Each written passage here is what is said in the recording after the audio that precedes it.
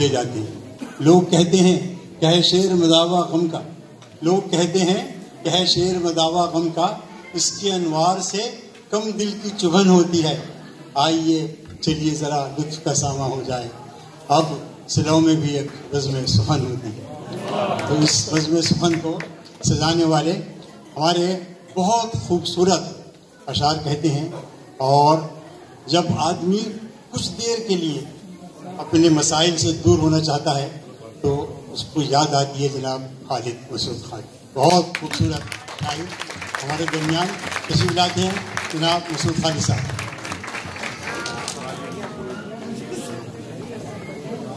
بسم اللہ الرحمن الرحیم. جناب صدر کی اجازت سے وہ سہیل بھائی ایک مشاعرہ تھا اور اس کی صدارت ایک جرنیل فرما رہے تھے. مطلب جب جرنیل کو کوئی صدارت نہ ملے تو وہ مشاعرے کی صدارت ہی اڑا لیتا ہے. وہ فارسی میں کہتے ہیں کہ گندم نہ کر بام رسد بھوسا غنیمت است. گندم نہ ملے تو بھوسا ہی صحیح. تو وہ جرنیل صاحب زندگی میں پہلی بار وہ مشاعرہ انہوں نے سنا اور اسی میں ان کو صدارت عطا ہو گئی.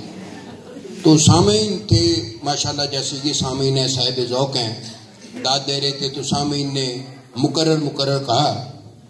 تو اب جنرل صاحب کو بالکل سمجھ آئی کہ مقرر کیا ہے. تو انہوں نے اسٹیج سیکرٹری سے پوچھا کہ یہ مقرر کیا کہتے ہیں. اس نے کہتے ہیں جی دوبارہ پڑھیں. انہوں نے مائک پکڑا اور کہا کہ یہ جو شاعر ہیں یہ آپ کے باپ کے نوکر نہیں ہیں.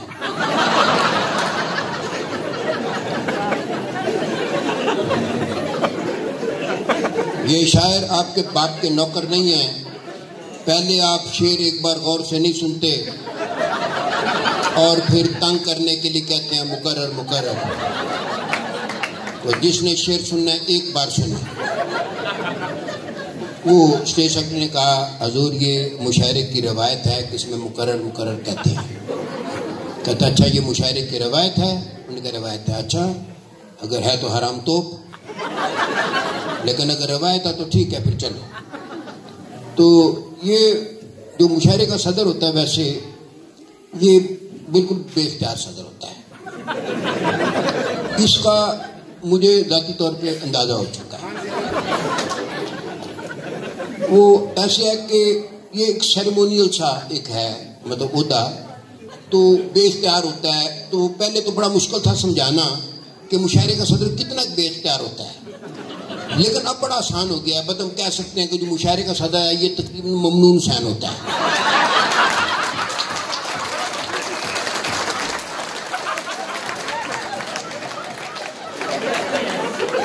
لیکن مشاعرے کا صدر بہرحال اس کو ممنون حسین پہ ایک فوقیت ضرور ہے کہ ممنون حسین کو صرف 23 مارچ اور 14 اگست کو دھوپ لگوائی جاتی ہے، جبکہ مشاعرے کا صدر کوئی 10 12 15 بار جو ہے سال میں یہ صدارت کر لیتا ہے.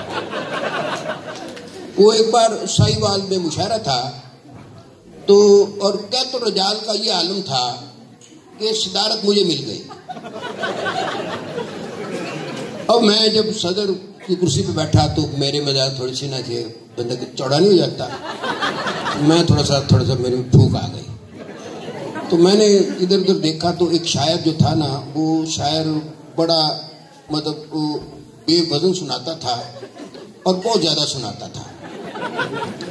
تو میں نے یہ سوچا، میں نے کہا یار اگر اس نے آج مگر مجھ سے پوچھا نا کہ جناب صدر اجازت ہے، تو میں نے کہا نہیں. اچھا مشاعرے کی 450 سالہ جو تاریخ ہے اس میں ایسا کبھی نہیں ہوا کہ کسی نے کہا جناب صدر اجازت ہے اور صدر نے کہا کہ نہیں. لیکن بہرحال یہ روایت ہے، کوئی قانون قدرت تو نہیں تھا. تو میں نے کہا آج نہ کرتے ہیں. وہ آیا آگے کہتا ہے جناب صدر اجازت ہے، میں کہا نہیں. اس نے جی میری کوئی بات نہیں سنی، سنانا شروع کر دیا.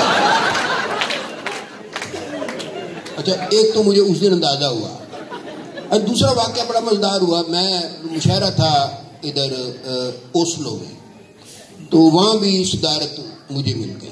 انہوں نے صدارت اصل میں دی فاصلہ ناپ کے کہ کون دور سے آیا ہے. میں پاکستان سے آیا تو صدارت مجھے مل گئی. وہاں ایک قریبی ساتھ والے ملک سے ایک شاعر آئے ہوئے تھے, انہوں نے کوئی 12-15 غزلیں سنائیں, 8-7 کوئی اپنا نظمیں سنائیں, کوئی 7-8-10 قطعات سنائے. اور وہ قطعات سنا کے تو پھر کہتے ہیں کہ جناب صدر اگر اجازت ہو تو میں 2-4 غزلیں, 1-2 نظمیں اور 4-5 قطعات اور عرض کروں. اچھا, وہ صوفہ تھا اتنا ہی بڑا جس پہ انور صاحب بیٹھے ہوئے نا, تو ساتھ دانش صاحب نہ بیٹھے ہو تو کافی کھلا ہو جاتا ہے صوفہ. تو صوفہ پہ میں اکیلا اس کھلے صوفے پہ بیٹھا ہوا تھا. جب اسے مجھ سے اجازت طلب کی, میں نے جوتے اتارے اور میں صوفے پہ چوکڑی مار کے بیٹھ گیا. میں نے کہا جناب میری فلائٹ 4 دن بعد ہے اور مجھے تو کوئی کام نہیں ہے.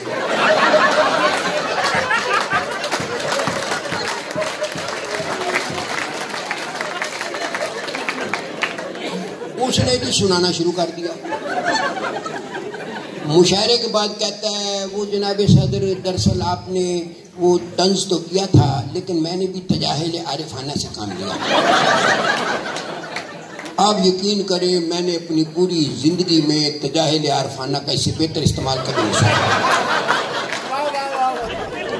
اچھا, یہ جو میں نے 2 نظمیں ہیں, اور ایک پہلی بات ہوئی کہ ان جو دونوں نظمیں ہیں تازہ نظمیں ہیں اور ان کا عنوان کوئی نہیں.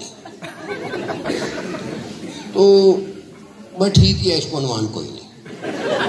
آپ بھی سننے کے بعد کہیں گے کہ بہت اچھا کیا اس کو عنوان نہیں رکھا. اور جس طرح وہ فلمیں چلتی تھیں تو ان کے ساتھ لکھا ہوتا ہے کہ اس فلم کے سارے کردار جو ہے وہ فرضی ہیں اور کسی قسم کی مشابہت جو ہے وہ محض اتفاقاً ہوگی. تو اس جو دونوں نظمیں ہیں اس کے کردار بھی فرضی ہیں, اور اگر کوئی مشابہت ہے تو وہ محض اتفاقاً ہوگی. یہ ایک پہلی نظم کہ یہ گل ٹھیک ہے پیر کے گھر سے فیض نہ ہو تو فائدہ کی ہے.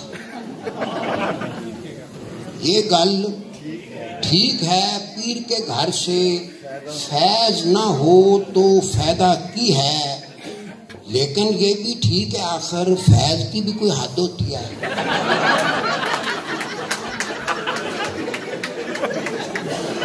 یہ گل ٹھیک ہے پیر کے گھر سے فیض نہ ہو تو فائدہ کی ہے, لیکن یہ بھی ٹھیک ہے آخر فیض کی بھی کوئی حد ہوتی ہے. ود سے ود مرید کا حق بس 100 کے پچھوں 25 ہے. ود سے ود مرید کا حق بس 100 کے پچھوں 25 ہے. جڑا پیر کا سارا فیض ولیٹ کے 9-2-11 ہو جائے, سچی پوچھو یہ تو پھر مرید نہیں ہے 420 ہے.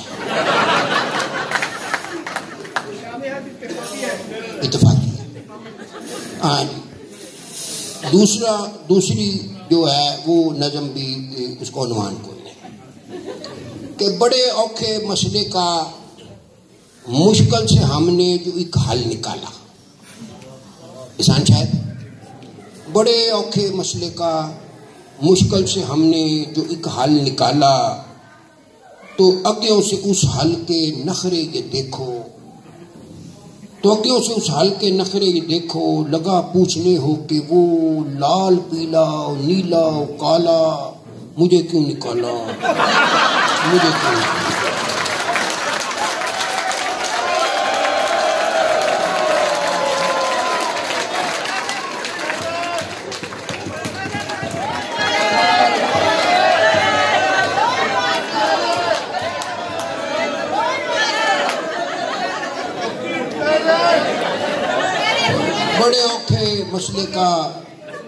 بڑے اوکھے مسئلے کا مشکل سے ہم نے جو ایک حل نکالا, تو اگیوں سے اس حل کے نخرے یہ دیکھو, لگا پوچھنے ہو کہ وہ لال پیلا نیلا کالا مجھے کیوں نکالا، مجھے کیوں نکالا۔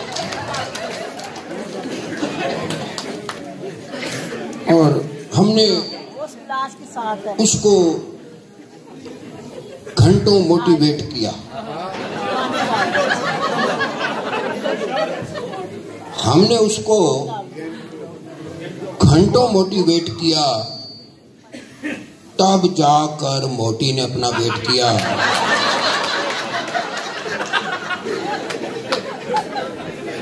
ہم نے اس کو گھنٹوں موٹیویٹ کیا، تب جا کر موٹی نے اپنا ویٹ کیا۔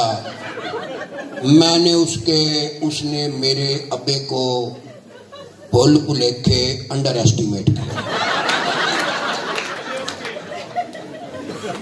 اور اس موسم برسات میں دیکھو 7:30 کی ہویا، اس موسم برسات میں دیکھو 7:30 کی ہویا، می برسا تھا آدھا گھنٹہ کوٹھا 2 دن چویا، پلٹ کے دولہا ایسا بھاگا پھر نہیں واپس آیا۔ صبح سویرے دلہن نے جب اپنے منہ کو دھویا، شادی والے دن وہ لڑکی آخری بار تھی روئی، بعد میں لڑکا کل حیاتی بانگے مار کے رویا۔